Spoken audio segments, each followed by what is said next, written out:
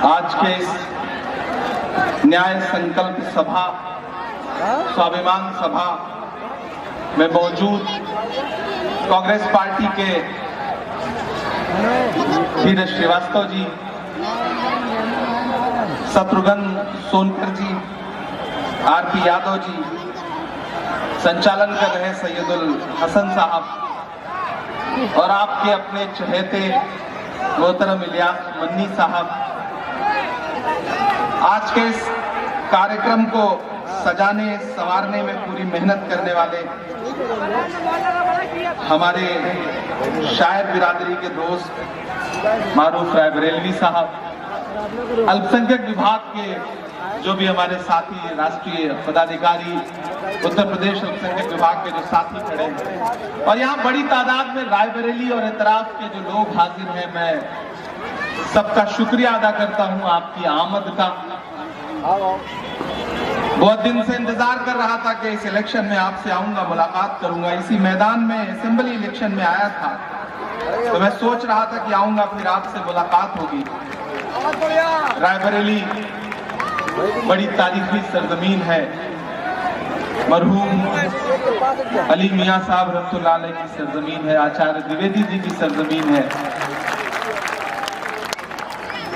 आपसे अगले 20-25 मिनट थोड़ी सी गुफ्तगू करना चाहता हूँ।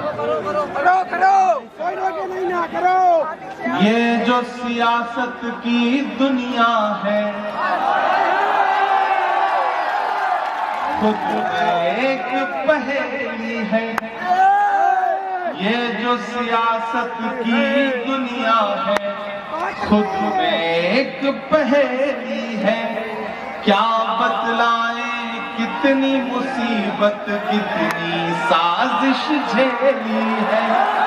क्या कितनी साजिश, कितनी मुसीबत झेली है।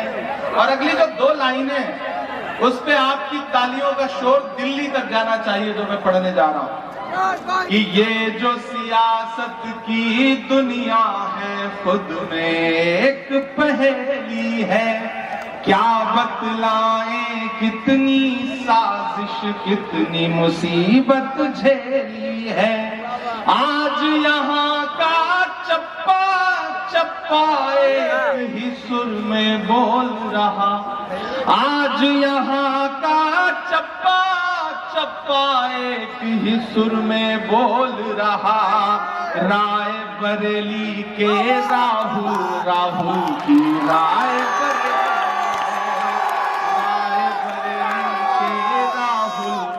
राहुल की रायबरेली है।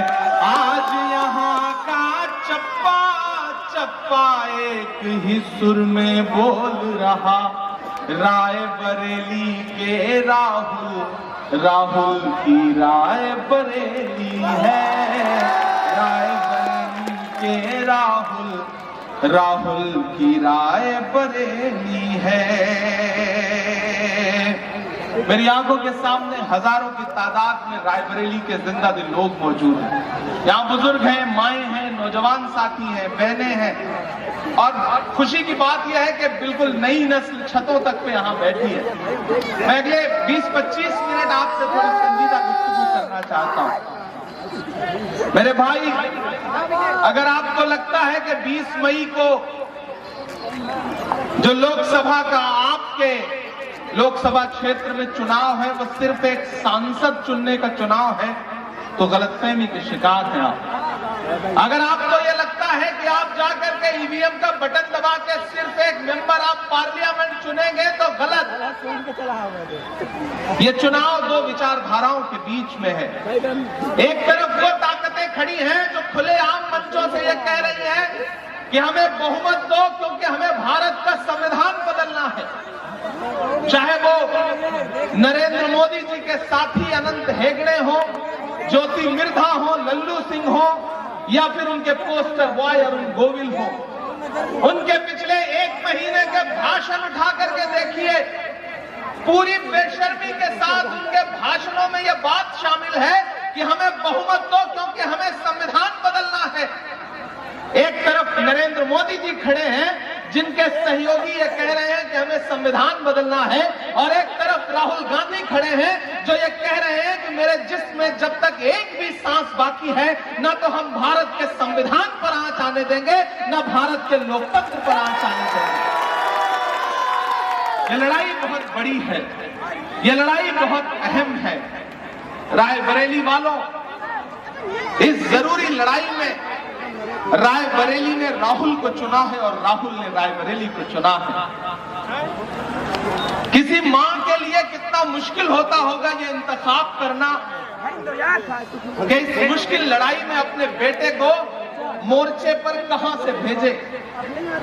लेकिन सोनिया गांधी जी से जो आपका जज्बाती रिश्ता है, सोनिया जी को रायबरेली की मिट्टी के जर्रे जर्रे पर इतना यकीन है, इतना एतबार है कि ऐसे वक्त में जब पूरी सरकारी मशीनरी चुनाव लड़ रही हो, ऐसे वक्त में जब सिर्फ भाजपा चुनाव नहीं लड़ रही है बल्कि ईडी, सीबीआई, आईटी जितनी एजेंसियां हैं वो सब मिलकर चुनाव लड़ रही हो, ऐसे वक्त में सोनिया गांधी जी ने अपने चश्मे चराग को यह कहकर के रायबरेली के हवाले किया है कि रायबरेली वालों, अब आपका राहुल आपके हवाले है। मैं पूरे हिंदुस्तान के अलग अलग सूबों में चुनाव प्रचार करता हुआ यहां पहुंचा हूं। रात महाराष्ट्र में था, मुंबई में, उससे पहले बंगाल में था, बिहार में था, राजस्थान में था, केरल में था, आंध्र प्रदेश में था, जम्मू कश्मीर में था, उत्तराखंड में था। मैं यहां खड़ा होकर के पूरी जिम्मेदारी से रायबरेली को बताना चाहता हूं कि टीवी चैनल वाले चाहे जो माहौल बनाए, लेकिन जमीनी सच्चाई ये है कि टीवी चैनल भले ही नरेंद्र मोदी जी को चुनाव जिता रहे हो, लेकिन जमीन पर जनता इंडिया गठबंधन को, कांग्रेस पार्टी को चुनाव जिता रही है। मैं पूरे देश में इस बात को देख करके अपनी आंखों से तब आपके दरमियान आया। आपने इस बात को महसूस भी किया होगा, आजकल प्रधानमंत्री जी बड़ी बहकी बहकी बातें कर रहे हैं। कब क्या बोल रहे हैं, सुबह इंटरव्यू में कुछ और बोलते हैं, अगले 2 घंटे बाद भाषण में कुछ और बोलते हैं। ये जो भाषा लड़खड़ाई है, ये जो चेहरा निस्तेज हो गया है, ये जो जमीन खिसक गई है पैर के नीचे, इस आहट को महसूस करो रायबरेली वालों। आने वाले दिनों में 4 जून को जब हिंदुस्तान में लोकसभा चुनाव का रिजल्ट आएगा तो रायबरेली ही नहीं पूरा हिंदुस्तान देखेगा कि राहुल गांधी जी ने जो भविष्यवाणी की है, राहुल गांधी जी ने जो भविष्यवाणी की है वो कितनी सच साबित हुई है। राहुल गांधी जी ने पिछले दिनों जब प्रेस कॉन्फ्रेंस में ये कहा था, रामलीला मैदान में खड़े होकर के ये कहा था इंडिया गठबंधन की पहली रैली में कि इस लोकसभा चुनाव में भारतीय जनता पार्टी 180 सीट का आंकड़ा नहीं पार करेगी, नहीं पार करेगी, नहीं पार करेगी। अब अगर राहुल गांधी जी ने कहा है तो इसे पत्थर की लकीर समझा जाए, क्योंकि जब प्रधानमंत्री जी 2018 में कोरोना आने से पहले इंडिया गेट के सामने अल्पसंख्यक विभाग की प्रदर्शनी में बाटी चोखा खा करके फोटो पोस्ट कर रहे थे, तब राहुल गांधी ने कहा था कि देश में कोरोना की सुनामी आने जा रही है। आप अंदाजा लगाइए कि आपका नेता कितना विजनरी है, कितना दूरदर्शी है। जब इन्होंने जीएसटी लगाई, जब इन्होंने नोटबंदी की, तब राहुल गांधी जी ने कहा कि देश की अर्थव्यवस्था की कमर टूटने जा रही है। और आज पूरा देश देख रहा है कि झील में पानी बरसता है हमारे देश में, खेत पानी को तरसता है हमारे देश में, झील में पानी बरसता है हमारे देश में, खेत पानी को तरसता है हमारे देश में, जिंदगी का हाल खस्ता है हमारे देश में, दूध महंगा खून सस्ता है हमारे देश में। हमारी आंखें ये मंजर देख रही हैं। ऐसे में रायबरेली वालों आपकी जिम्मेदारियां बढ़ जाती हैं। मैं तो आपके सामने दामन फैला के ये कहने आया हूं कि राहुल गांधी जी ने रायबरेली को चुना है। अब रायबरेली की आवाम को राहुल गांधी बनके इस इलेक्शन को लड़ना पड़ेगा। मैं हमेशा से सुनता रहा हूं कि जब किसी बहन की हिफाजत के लिए कोई भाई खड़ा हो जाता है तो फिर उस बहन पर कोई आंच नहीं आती है। लेकिन यहां तो मामला उल्टा है। यहां तो भाई की हिफाजत के लिए बहन ने मोर्चा संभाल लिया है। और जब भाई की हिफाजत के लिए भाई के चुनाव प्रचार की कमान प्रियंका दीदी जैसी बहन ने संभाल ली हो, तो भारत की किसी राजनीतिक पार्टी में यह ताकत नहीं है कि वो राहुल गांधी का बाल बांका कर सके। ये मैं यहां खड़ा होकर पूरी जिम्मेदारी से कह रहा हूं। रायबरेली वालों, ये चुनाव बहुत जरूरी चुनाव है। एक तरफ वो ताकतें खड़ी हैं जो कह रही हैं हिंदू मुस्लिम मंदिर मस्जिद, हिंदू मुस्लिम मंदिर मस्जिद, और एक तरफ वो नेता खड़ा है जो कह रहा है कि 4 जून को हमारी सरकार बनाओ दिल्ली में। 15 अगस्त से पहले इस देश के 30 लाख युवाओं को एक झटके में नौकरी देने का काम करेंगे हम। कौन कह रहा है? ये राहुल गांधी कह रहे हैं। एक तरफ क्या कहा जा रहा है? नफरत की बातें, एक तरफ मोहब्बत का पैगाम, एक तरफ मोदी जी भाषणों में अडानी का टेम्पो ढूंढ रहे हैं, अंबानी का ऑटो रिक्शा ढूंढ रहे हैं, और एक तरफ राहुल गांधी क्या कह रहे हैं कि हमारी सरकार बनते ही इस देश की हर गरीब परिवार की महिला के खाते में महालक्ष्मी योजना के तहत साल में 1 लाख रुपया अकाउंट में खटाखट दिया जाएगा। आप सोचो कि ये इलेक्शन कितना जरूरी इलेक्शन है। आपने तो सिर्फ इन 2 योजनाओं के बारे में सुना है। मेरी खुशनसीबी है कि मैं कांग्रेस पार्टी का सांसद हूं और मैनिफेस्टो कमेटी का सबसे कम उम्र का सदस्य भी हूं। जो मैनिफेस्टो बना है मैं उस कमेटी का सदस्य हूं। मैंने वहां आपकी नुमाइंदगी की है, आपकी आवाज बन के बोला हूं। इस देश के युवाओं की, इस देश के अल्पसंख्यकों की, इस देश की महिलाओं की आवाज बन के मैंने उसमें पॉइंट रखवाए हैं। वो मैनिफेस्टो और जानते हैं क्या कह रहा है? वो मैनिफेस्टो कह रहा है कि हमारी सरकार बनते ही इस देश के वो युवा जो कोई भी सरकारी नौकरी का फॉर्म भरना चाहते हैं, किसी भी प्रतियोगी परीक्षा का फॉर्म भरना चाहते हैं, उनका फॉर्म हमेशा के लिए फ्री कर दिया जाएगा। फ्री ऑफ कॉस्ट आप फॉर्म भर सकते हैं। वो मैनिफेस्टो कह रहा है कि जितना भी एजुकेशन लोन लिया होगा युवाओं ने, छात्रों ने, और अपनी मुश्किलों की वजह से वो लोन न भर पा रहे होंगे, तो सरकार बनते ही 15 मार्च 2024 तक के सारे लोन, ब्याज सहित एजुकेशन लोन माफ कर दिए जाएंगे। पार्टी ये नहीं कह रही है कि ये सुविधा हिंदू, मुसलमान, सिख, ईसाई देख के दी जाएगी। पार्टी कह रही है कि इस देश के युवाओं को ये सुविधा दी जाएगी। यहां माएं बहनें मेरी आवाज सुन रही होंगी। उस मैनिफेस्टो में कहा जा रहा है कि जैसे ही सरकार बनेगी आंगनबाड़ी के 14 लाख नए पद सृजित किए जाएंगे। कितनी शानदार योजनाएं लेकर के आए हैं राहुल गांधी, कितनी शानदार योजनाएं लेकर के आए हैं कांग्रेस पार्टी के लोग। ऐसे में रायबरेली वालों, मैं आपके सामने, मैं आपका अपना हूं, आपका भाई हूं, आपका बेटा हूं।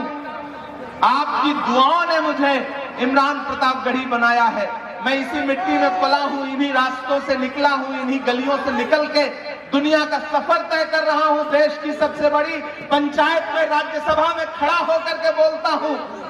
वो सिर्फ इसलिए क्योंकि एक ऐसा समय जब सियासत आपकी परछाई से दामन बचा रही हो। मेरी बात को बहुत संजीदगी से सुनना रायबरेली वालों, और मेरे इस संदेश को पहुंचाना कि एक ऐसा समय जब सियासत आपकी परछाई से दामन बचा रही हो, ऐसे में प्रतापगढ़ की गलियों से, प्रतापगढ़ के गांव से निकले एक बेटे का हाथ पकड़ के राहुल गांधी ने कहा कि 34 साल की उम्र में देश की सबसे बड़ी संसद में, राज्यसभा में बैठो और वहां मजलूमों के लिए आवाज उठाओ। ये एहसान है राहुल गांधी जी का, कांग्रेस पार्टी का, सोनिया जी का, प्रियंका जी का। मैं इसलिए इस बुनियाद पर यहां खड़ा होकर के आपसे कहना चाहता हूं मेरे भाई, ये लड़ाई बहुत जरूरी लड़ाई है और इस लड़ाई में आपको अपनी भूमिका और अपनी जिम्मेदारी तय करनी पड़ेगी। ये जो कांग्रेस को मिटाने का ख्वाब देखा करते थे, प्रधानमंत्री जी भाषणों में कहते थे कि कांग्रेस मुक्त भारत। एक दिन पार्लियामेंट में खड़े होकर बोल रहे थे प्रधानमंत्री जी, बताओ कांग्रेस में तुमने 70 साल में क्या किया है। इस तरफ खड़गे जी बैठे थे, पलट के मेरी तरफ बोले, इमरान मत बताना, जो बताओगे ये उसको भी बेच देंगे, इनका काम सिर्फ बेचने का है। 4 जून को से कम 4 लाख वोट से जीतेंगे। मैं रायबरेली वालों आपसे वादा करता हूं कि आप राहुल गांधी जी को इससे भी ज्यादा वोटों से जिताइए। मैं तो ये चाहता हूं कि बनारस में मोदी जी चुनाव लड़ रहे हैं, वहां उनका चुनाव फंसा हुआ है और यहाँ रायबरेली में चप्पे चप्पे से ये सदाएं जानी चाहिए कि राहुल गांधी के आगे कोई लड़ाई में है ही नहीं। ये यहाँ की आवाम को बताना पड़ेगा, ये यहाँ की आवाम को तय करना पड़ेगा। और इस बात को प्रधानमंत्री जी समझ रहे हैं। आज प्रतापगढ़ आए थे, आज भी पोस्ट के गए कांग्रेस को। आज तो उन्होंने कहा कि अगर इंडी गठबंधन, इंडिया नहीं बोलते, इंडी गठबंधन बोलते हैं, कि अगर उनकी सरकार बन गई तो फिर इनके 5 प्रधानमंत्री होंगे। इसका मतलब प्रधानमंत्री जी आप मान गए हो कि हमारी सरकार बनने जा रही है। ये तो हम बात में तय कर लेंगे कि कौन प्रधानमंत्री होगा। पूरा देश जानता है कौन प्रधानमंत्री होगा, हम सब जानते हैं कौन प्रधानमंत्री होगा। ये रायबरेली है। जिस दिन राहुल जी ने रायबरेली से चुनाव लड़ने का फैसला किया था, उसी दिन देश जान गया था कि कौन प्रधानमंत्री होगा। ये बताने की जरूरत क्या है, क्योंकि रायबरेली की सरजमीन ऐसी सरजमीन है कि ये चुनती ही ऐसे लोगों को है कि जिनके नसीब में कुछ और ही होता है। इस मुल्क के लिए अच्छा काम करने का जिनकी तकदीर में होता है, उन्हें रायबरेली चुनती है।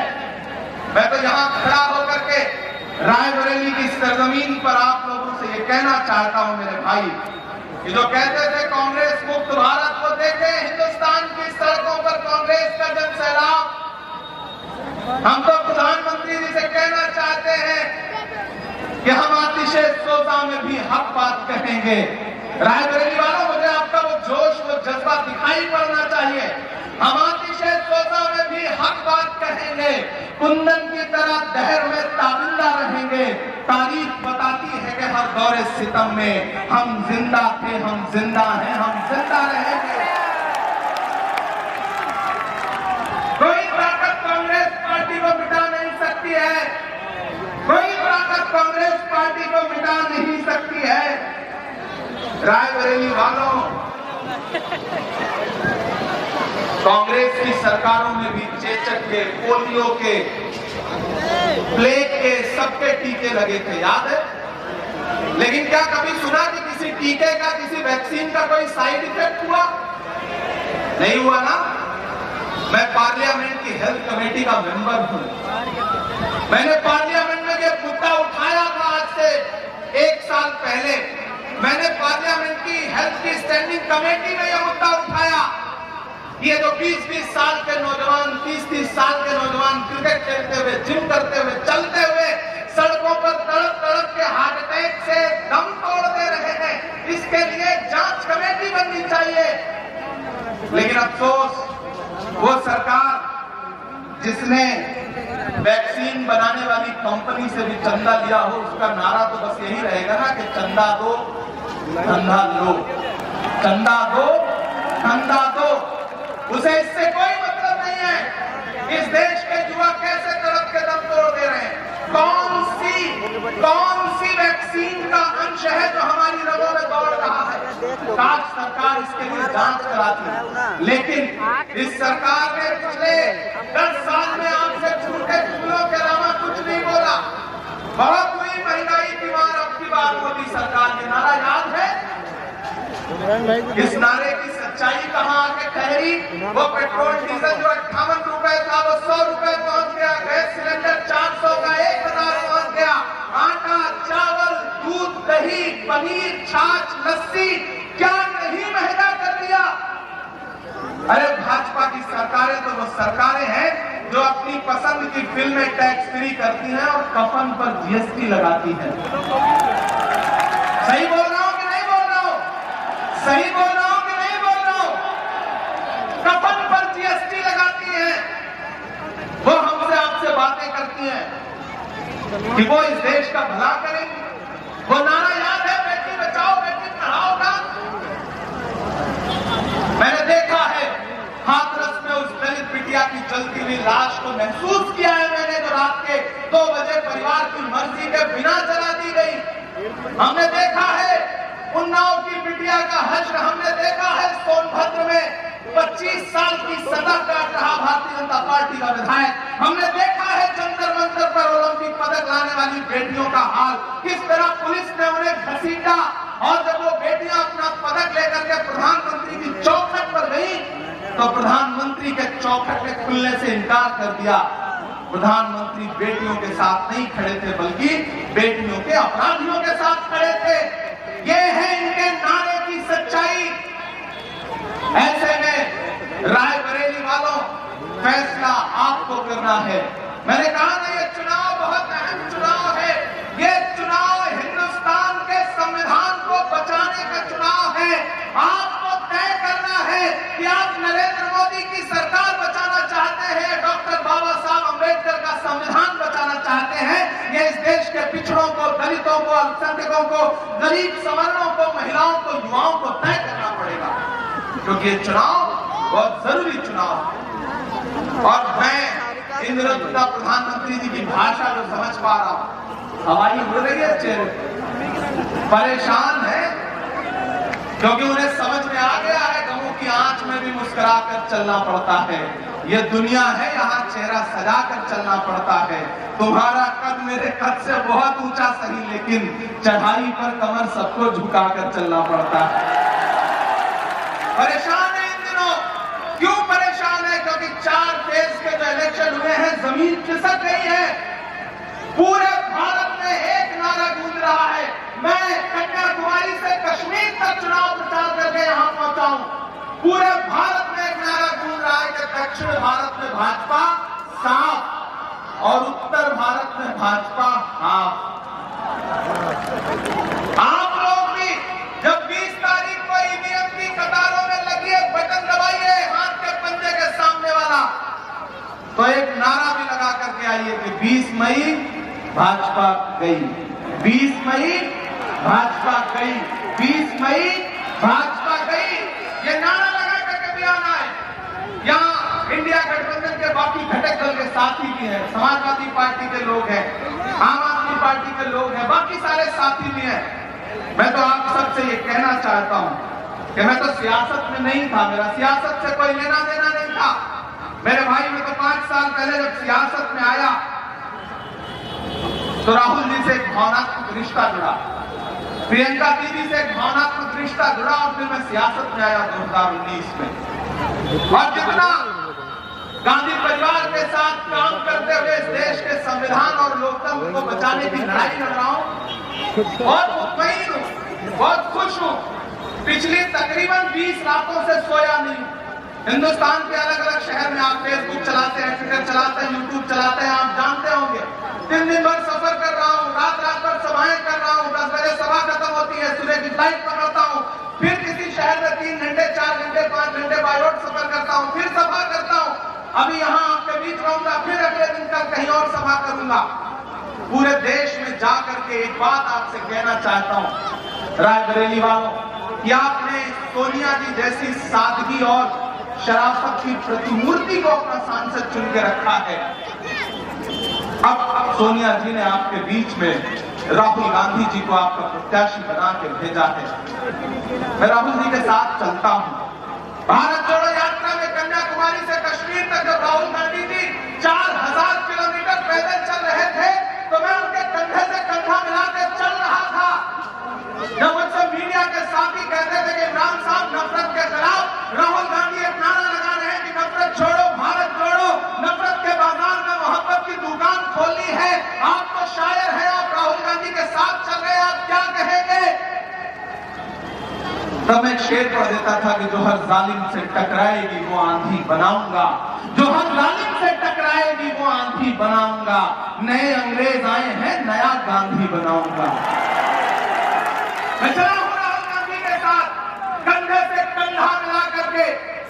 मेरा कभी कभी मन करता है, मैं उनसे बड़ा मेरा भावनात्मक रिश्ता है, बड़ा जज्बाती रिश्ता है।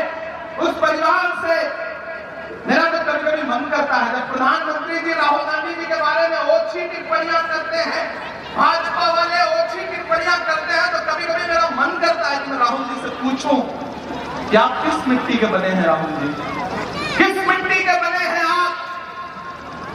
भारतीय जनता पार्टी की सोशल मीडिया हो, खराब करने के लिए सालों साल कैंपेन चलाए, संसद से लेकर के सड़क तक आपका मजाक बनाने की कोशिश की गई। डॉक्टर वीडियो दुनिया के सामने रखे गए, झूठ बोला गया आपके बारे में, लेकिन आप मुस्कुराते रहे। आखिर किस मिट्टी के बने हो राहुल गांधी? मेरा कभी कभी दिल करता है मैं उनसे पूछूं कि आप किस मिट्टी के बने हो राहुल गांधी? कि आपके पूर्वजों ने इस देश को संविधान दिया, लोकतंत्र दिया, और एक दिन आपने जब देश की पार्लियामेंट में खड़े होकर के अडानी के मुद्दे पर सवाल पूछा तो पूरी मशीनरी लगा दी गई और आपको संसद से निकाल दिया गया। आप फिर भी मुस्कुराते रहे। आप किस मिट्टी के बने हो राहुल गांधी? मेरा दिल करता है मैं कभी कभी राहुल गांधी से पूछूं कि जिसके पूर्वज ने, पंडित जवाहरलाल नेहरू ने इस देश को हजारों करोड़ रुपए का अपना घर आनंद भवन दान कर दिया, उसी परिवार के वारिस से नरेंद्र मोदी जी ने सांसद आवास की चाबियां वापस ले ली महज 1 महीने के अंदर। बेघर करने की इतनी जल्दी थी उनको, और वो शख्स मुस्कुराता हुआ चाबियां दे करके चला आया। मेरा दिल करता है कि मैं कभी कभी पूछूं आप किस मिट्टी के बने हो राहुल गांधी? जब वो 4000 किलोमीटर चल रहे थे तो मैं उनके साथ चला हूं। मैं रायबरेली में खड़ा होकर के रायबरेली की आवाम से यह कहना चाहता हूं कि अरे आप तो इस बात पर ईमान रखते हो ना कि मजदूर का पसीना सूखने से पहले उसकी मजदूरी उसे दे देनी चाहिए। रखते हो ना इस बात पर ईमान? मजदूर का पसीना सूखने से पहले उसकी मजदूरी उसे दे देनी चाहिए। मैंने देखा है राहुल गांधी का बहता हुआ पसीना कन्याकुमारी से कश्मीर तक, मणिपुर से मुंबई तक। मैंने देखा है राहुल गांधी के पैर के छाले। मैं यहाँ NIC ग्राउंड में खड़ा होकर के रायबरेली की आवाम से राहुल गांधी की मजदूरी मांगने के लिए आया हूं, क्योंकि न तो अभी वो पसीना सूखा है, न वो पैर के छाले सूखे हैं। और जिन्हें ये लगता है कि साजिश करके, षड्यंत्र करके राहुल गांधी को मिटा देंगे, राहुल गांधी को हरा देंगे, मैं तो उनसे कहना चाहता हूं कि कैंची से चिरागों की लवें काटने वालों, कैंची से चिरागों की लवें काटने वालों, कुदरत के करिश्मों से लड़ोगे तो मिटोगे। तुम फूल को चुटकी में मसल सकते हो, लेकिन खुशबू को बिखरने से नहीं रोक सकोगे। राहुल गांधी एक खुशबू का नाम है, मोहब्बत का नाम है। राहुल गांधी पर इतना हमला किया प्रधानमंत्री जी ने, लेकिन राहुल गांधी मुस्कुराते रहे और नारा लगाते रहे कि नफरत के बाजार में मोहब्बत की दुकान खोलनी है। प्रधानमंत्री कहते हैं राहुल गांधी तो शहजादे हैं, सुना है आपने उनका बयान। इस बीच भी कहते हैं, यहाँ संजय कपूर जी बैठे, हमारे दोस्त आरिफ है, सैफ है, धीरज यादव जी हैं। प्रधानमंत्री जी कहते हैं कि राहुल गांधी तो शहजादे हैं। मेरा तो मन करता है कि मैं प्रधानमंत्री जी से पूछूं कि कन्याकुमारी से कश्मीर तक एक टी-शर्ट, एक ट्राउजर में अपने पैर के छालों की परवाह किए बगैर लाखों लोगों को अपने गले से लगाता हुआ एक इंसान निकलता है। वह इस देश के किसानों के साथ खड़ा है, युवाओं के साथ खड़ा है, मणिपुर की बेटियों के साथ खड़ा है। अगर शहजादे ऐसे होते हैं तो हम ऐसे शहजादों को मोदी जी पलकों पर बिठाएंगे, पलकों पर। आप राहुल गांधी को शहजादा कहते हैं और खुद को फकीर बताते हैं। वो फकीर जो 10 लाख रुपए का सूट पहनता है, मोबाडो का चश्मा पहनता है, मोबाडो की घड़ी पहनता है, 8,500 करोड़ के जहाज में दुनिया के चक्कर लगाता है और फिर भाषण देता है कि हम गरीबी खत्म करेंगे। अरे प्रधानमंत्री जी, गरीबी को मिटा देने की बातें सिर्फ बातें हैं। जो खुद दौलत के भूखे हैं, गरीबी क्या मिटाएंगे? गरीबों का लहू तो आपकी कारों का डीजल है। गरीबी मिट गई तो आप क्या रिक्शा चलाएंगे? हमें पता है आपका मकसद गरीबी मिटाना नहीं है। आपका मकसद इस देश से गरीबों को मिटाना है और उद्योगपतियों के खजाने भरने हैं। मैं यहाँ किला बाजार में खड़ा होकर के, रायबरेली में खड़ा होकर के आपसे आखिर में ये कहना चाहता हूँ, आखिर में शायरी भी सुनाऊंगा, नहीं तो आप कहेंगे कि सिर्फ भाषण सुना के गया। ऐसा नहीं करूंगा, आपके साथ वादा कर रहा हूं। लेकिन पहले वो जरूरी बात आपसे कहना चाहता हूं कि भाजपा के नेता आपके बीच में आएंगे, झूठ बोलेंगे, उनके झूठ पर एतबार मत करना। और परसों तो प्रधानमंत्री जी रो भी दिए। हालांकि 3-4 दिन पहले राहुल गांधी जी ने कहा था कि आखिरी हथियार रोना है, किसी मंच पर रोएंगे। तो प्रधानमंत्री जी एक चैनल को इंटरव्यू देते देते भावुक हो गए, रोने लगे। मुझसे मीडिया के साथी ने कहा कि इमरान साहब आप तो शायर हैं, आज तो प्रधानमंत्री जी भावुक हो गए, आप क्या बोलेंगे? मैंने कहा भाई मुझे तो एक शेर याद आ रहा है कि वो अब तिजारती पहलू निकाल लेता है, मैं कुछ कहूं तो तराजू निकाल लेता है, मैं इसलिए भी तेरे फन की कद्र करता हूं, तू झूठ बोल के आंसू निकाल लेता है। बड़े अदाकार हैं वो, अमिताभ बच्चन जी से भी बड़े अदाकार हैं प्रधानमंत्री जी, इसमें कोई दो राय नहीं, मैं उनकी अदाकारी की कद्र करता हूं। लेकिन अदाकारों के हाथ में देश नहीं दिया जाता है। देश चलाने के लिए विजनरी इंसान चाहिए, एक सच्चा इंसान चाहिए जो ये कह रहा हो कि हम मनरेगा के मजदूरों की दैनिक जो न्यूनतम वेतनमान है उसको बढ़ा करके 400 रुपए करेंगे, जो ये कह रहा है कि हम इस देश के श्रमिकों के साथ न्याय करेंगे, युवाओं के साथ न्याय करेंगे, जो ये मैनिफेस्टो में कह रहा है कि आप लोग खेलना चाहते हैं, वो युवा जो अच्छा खेलना चाहते हैं, स्पोर्ट्स करना चाहते हैं, उनके लिए हर महीने 10,000 रुपए की स्पोर्ट की स्कॉलरशिप देने की बात कर रही है कांग्रेस पार्टी। ऐसे में रायबरेली वालों, फैसला तो आपको करना पड़ेगा और फैसला करने के लिए मुझे आपसे बस ये कहना है कि मेरे भाई, इस चुनाव में सिर्फ वोट देने भर से काम नहीं चलेगा। आपसे एक छोटी सी शिकायत भी कर रहा हूं, आप जब सुबह चाय की दुकान पे बैठते हैं तो 2 मिनट में चीफ मिनिस्टर बदल देते हैं और फिर जब चाय खत्म होने लगती है तो खत्म होते होते देश का प्राइम मिनिस्टर बदल देते हैं। तो क्या आप रायबरेली के लोग हैं? आपने तो अपने आंगन में प्रधानमंत्री और बड़े बड़े मंत्री देखे हैं, लेकिन इस बार आपको उससे आगे 2 कदम जाना पड़ेगा। आप वोटिंग के दिन आपको लगता है कि राहुल गांधी जी तो जीत ही रहे, कौन जाए बूथ पर, गर्मी बहुत होगी, लाइन बड़ी लंबी होगी। नहीं, अपने एक एक वोट की अहमियत समझो। 20 तारीख को सुबह घर में चाय बनी है या नहीं बनी है इसका इंतजार मत करो, नाश्ता किया है या नहीं किया है इसका इंतजार मत करो, क्योंकि दुनिया की बड़ी से बड़ी क्रांति भूखे पेट होती है। तो ये इंतजार मत करो कि खाना खा के जाना है, बस ये इंतजार करो कि सुबह हो, वोटिंग मशीन शुरू हो और बूथ पर जाओ, अपने दोस्तों को, रिश्तेदारों को, सबको लेके जाओ और अपना एक एक वोट हाथ के पंजे के सामने वाले बटन पर दबा करके आओ। आपका वोट सिर्फ राहुल गांधी जी को नहीं मिलेगा। मैं राहुल गांधी जी के लिए वोट मांगू, मेरी इतनी विश्वास नहीं है, आप तो देंगे ही।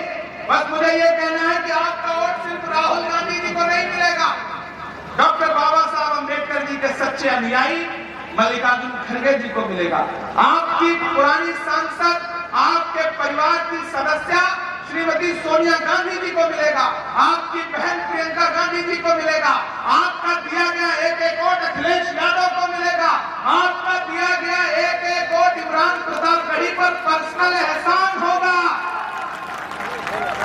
ये दामन फैला के आपसे कहने आया हूं मेरे भाई कि मेरे जैसा कोई नौजवान इस देश की संसद में पहुंचने का शायद सपना भी बड़ी मुश्किल से देख पाता, लेकिन राहुल गांधी जी ने इतनी कम उम्र में आपके बेटे को, आपके भाई को, आपके बीच के एक इंसान को जो आपके मुद्दों पर लड़ता रहा है, उसको सीधे इस देश की पार्लियामेंट में पहुंचाया। और मैं आपसे वादा करता हूं, ना मैंने इससे पहले आपको कभी निराश किया है, मायूस किया है, ना आगे कभी करूंगा। चाहे इस देश की सड़कें हो या इस देश की संसद हो, इमरान प्रतापगढ़ी आपके मुद्दों पर आवाजें बुलंद बोलता रहेगा, लड़ता रहेगा अपनी आखिरी सांस तक, क्योंकि मैं इसलिए जिंदा हूं कि मैं बोल रहा हूं, दुनिया किसी गूंगे की कहानी नहीं लिखती। मैं बोलूंगा, मैं लड़ूंगा आपके लिए, मैं आपसे वादा कर रहा हूं। मैं चाहता हूं कि आप मुझसे ये वादा करें कि आप अपना एक एक वोट लेकर के घर के बाहर निकलेंगे, दोस्तों को, रिश्तेदारों को, सबको फोन करें और एक एक वोट राहुल गांधी जी के लिए घर से लेकर के निकलें। आखिर में आपको एक नज्म सुनाऊंगा, जब तक नहीं सुनाऊंगा तब तक मजा नहीं आएगा। अभी गृह मंत्री जी आए थे और ये कह के गए रायबरेली में कि ऐसा होने जा रहा है, वैसा होने जा रहा है। मैं तो 4 मिसरे पढ़ रहा हूं कि दायरे में सिमट के आएगा इधर जो लोग खड़े हैं, उधर जो लोग खड़े हैं जो छतों पर हैं, इलेक्शन सिर्फ वोट देने का नाम नहीं है, इलेक्शन सपोर्ट देने का भी नाम है। आपका जोश, आपका जज्बा, आपका हौसला ताकत है हमारी। हम आपसे ताकत मांगने के लिए आए हैं, वोट मांगने तो आए ही आए हैं। तब हम आपकी मोहब्बत की बुनियाद पर यह कह रहे हैं कि दायरे में सिमट के आएगा, हर रवायत से हट के आएगा। मेरी ये पंक्तियां पहुंचाइएगा राहुल जी तक और पहुंचाइएगा नरेंद्र मोदी जी तक भी कि दायरे में सिमट के आएगा, हर रवायत से हट के आएगा। आंधियों को जरा खबर कर दो, तैयार रहना रायबरेली वालों, आंधियों को जरा खबर कर दो, शेर वापस पलट के आएगा, शेर वापस पलट के आएगा। याद है 2014 का भाजपा भाइयों बहनों, देश के खजाने की चाबी मेरे हाथ में सौंप दो, मैं देश नहीं बिकने दूंगा। मैंने पार्लियामेंट में भी ये सवाल पूछा, यहां भी पूछ रहा हूं कि कहां सोया है चौकीदार, कहां सोया है चौकीदार। मोबाइल की लाइट जल सकती है आपकी, अगर जल सकती है तो सब कोई जलाइए। कहां सोया है चौकीदार, कहां सोया है चौकीदार। विजय माल्या नाक के नीचे से हो गया फरार, कहां सोया है चौकीदार, कहां सोया है चौकीदार। के चाय बेचने वाला, ऐसे कमजोर ताली में सुनोगे तो काम नहीं चलेगा। रायबरेली जिस जज्बे के लिए जाना जाता है वो तो दिखाई पड़ना चाहिए कि चाय बेचने वाला पूरा भारत बेच रहा है। इसी काम में हासिल उसे महारत बेच रहा है कि रेल बिक गई, तेल बिक गया, बिका हवाई अड्डा। रेल बिक गई, तेल बिक गया, बिका हवाई अड्डा। सब कुछ बिकता देख के खुश है अपने जेपी नड्डा। कि जनता महंगाई की मारी करती हाहाकार, कहां सोया है चौकीदार, कहां सोया है चौकीदार। रायबरेली वालों मुझसे वादा करो, अपना एक एक हाथ उठा करके कि आप 20 मई को घरों से बाहर निकलोगे और अपना एक एक वोट लेकर के जाओगे, हाथ के पंजे के सामने वाला बटन दबाओगे और राहुल गांधी जी को कम से कम 5 लाख वोटों से विजयी बना करके देश की पार्लियामेंट में पहुंचाओगे। ये मैं वादा चाहता हूं आपसे, आपका मैं चाहता हूं कि मेरे साथ, मैं जल्दी नारे नहीं लगाता, लेकिन आज आपका जोश देख के मेरा मन कर रहा है कि मैं नारा लगाऊं।